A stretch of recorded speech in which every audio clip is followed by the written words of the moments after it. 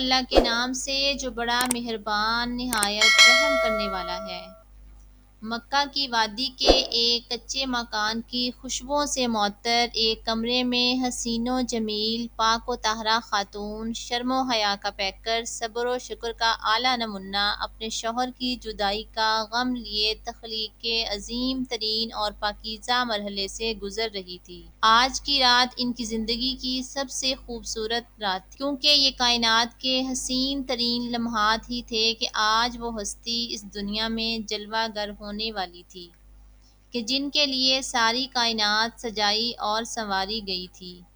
جن کی محبت کی خوشبو اللہ پاک نے سارے عالم میں سمو دی تھی۔ وہ مرحلہ جو دیگر عورتوں کے لیے کٹھن اور درد برا ہوتا ہے، وہ حضرت بی بی آمنہ کے لیے نہایت آسان کر دیا گیا۔ چاروں طرف ایسا نور پھیل گیا کہ شام کے محلات بھی حضرت آمنہ کو نظر آنے لگے۔ فتح الباری جلد 6 صفحہ نمبر 454 پر علامہ ابن حجر عسقلانی لکھتے ہیں کہ حضرت عثمان ابو العاص اپنی والدہ سے روایت کرتے ہیں، وہ فرماتی ہیں نبی کریم صلی اللہ علیہ وآلہ وسلم کی ولادت پر میں حضرت آمنہ کے پاس حاضر تھی۔ جب انہیں درد ذیل لاحق ہوا تو میں نے دیکھا کہ آسمان کے ستارے اس قدر نزدیک ہو گئے کہ گویا مجھ پر گر پڑیں گے۔ یہ دیکھ کر ہم حجرہ سے باہر نکلی، دوبارہ اندر گئی تو حضور پیدا ہوئے اور ایک ایسا نور نکلا کہ جس سے سارا گھر روشن ہو گیا۔ اس حدیث کی شاہد حضرت ارباز بن ساریہ کی حدیث ہے۔ وہ فرماتے ہیں کہ میں نے حضور صلی اللہ علیہ وآلہ وسلم کو فرماتے سنا،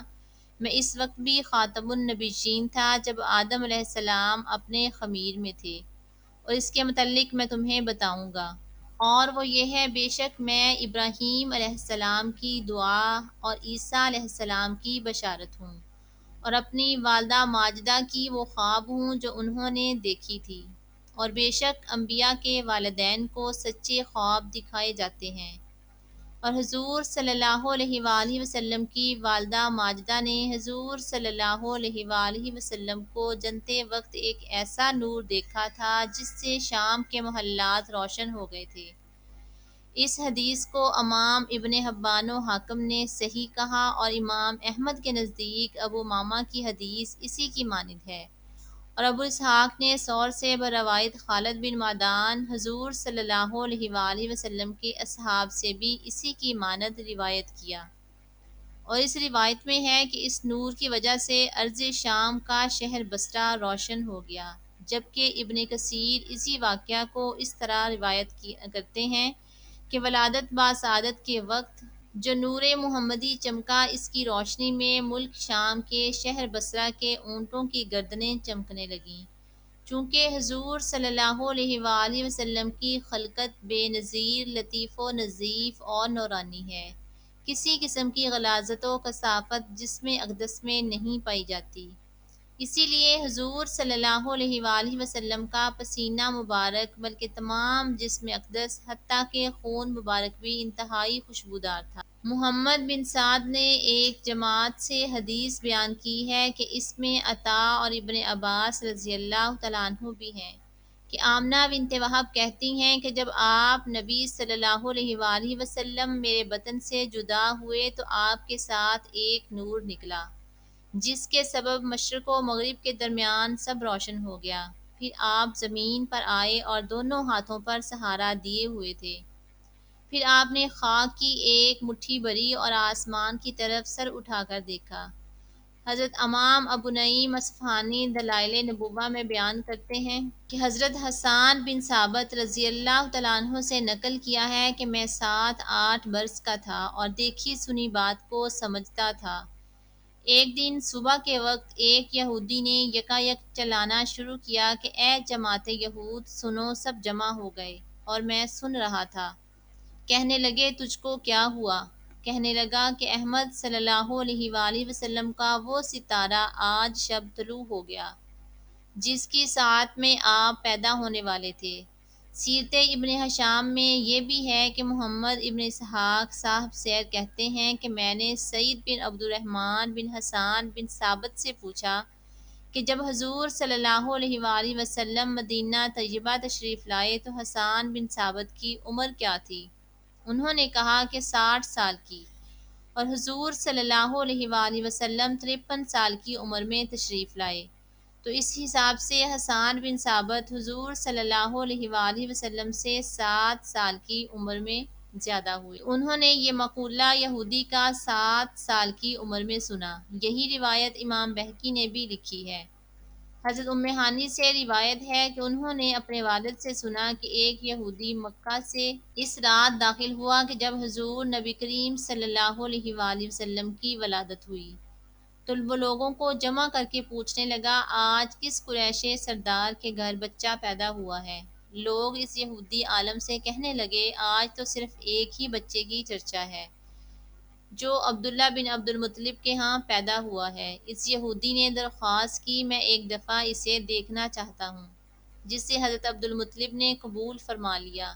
اس یہودی نے دونوں شانوں کے درمیان مہر نبوت دیکھی تو بے ہوش ہو گیا۔ جب ہوش میں آیا تو چلا اٹھا کہ بے شک اے گروہ قریش، سن رکھو، یہ بچہ تم پر غلبہ حاصل کرے گا، اور مشرق و مغرب سے اس کی خبریں آئیں گی۔ سرور کائنات آقا نامدار حضرت محمد صلی اللہ علیہ وآلہ وسلم پاکیزہ بدن، ناف بریدہ، ختنہ کیے ہوئے، خوشبو میں بسے ہوئے، بحالت سجدہ مکہ مکرمہ کی مقدس سرزمین میں اپنے والد ماجد کے مکان کے اندر پیدا ہوئے۔ باپ کہاں تھے جو بلائے جاتے اور اپنے نونہال کو دیکھ کر نہال ہوتے، وہ تو پہلے ہی وفات پا چکے تھے۔ دادا بلائے گئے جو اس وقت طواف کعبہ میں مشغول تھے۔ یہ خوشخبری سن کر حضرت عبد المطلب بے حد خوش ہوئے اور فرماتے ہیں کہ میں نے دیکھا کہ ارکان کعبہ سے آوازیں آ رہی ہیں، پھر میں نے سنا کہ کوئی کہہ رہا تھا، تمہارے پاس رسول اللہ تشریف لے آئے ہیں۔ جب میں نے بتوں کو دیکھا تو وہ سب کے سب اوندے منہ پڑے تھے۔ پھر فرماتے ہیں کہ جب میں گھر پہنچا تو دیکھا کہ گھر کے اوپر عجیب قسم کے پرندے اڑ رہے ہیں، اور گھر کے اندر سے روشنی اور مشک و عنبر سے بھی بہتر خوشبو آ رہی تھی۔ اس کے بعد حضرت عبد المطلب نے والہانہ جوش و محبت میں اپنے پوتے کو کلیجے سے لگا لیا، پھر کعبہ میں لے جا کر خیر و برکت کی دعا مانگی اور محمد صلی اللہ علیہ وآلہ وسلم نام رکھا۔ اس کے علاوہ آپ صلی اللہ علیہ وآلہ وسلم کے عجائبات ولادت کے یہ واقعات بھی روایت کیے گئے ہیں، جیسا کہ کسرا کے محلات میں زلزلہ پڑ جانا، اور اس کے 14 کنگوروں کا گر جانا، اور بحیرہ تبریہ کا دفتن خشک ہو جانا، اور فارس کے آتش کدہ کا بجھ جانا، جو 1000 برس سے برابر روشن تھا کہ کبھی نہ بجھا تھا۔ اللہ اکبر! بے شک حضور نبی کریم صلی اللہ علیہ وآلہ وسلم کی پیدائش ایک معجزہ ہے۔ بے شک حضور صلی اللہ علیہ وآلہ وسلم ہی وہ پیغمبر ہیں کہ جن کا سب کو انتظار تھا۔ آپ کی تشریف آوری کی خبر تمام انبیاء کرام دیتے رہے۔ آپ صلی اللہ علیہ وآلہ وسلم کا نام آسمانوں میں محمود، تورات میں معید، زبور میں ہادی، انجیل میں احمد، اور قرآن میں طٰہٰ، یاسین اور محمد صلی اللہ علیہ وآلہ وسلم ہے۔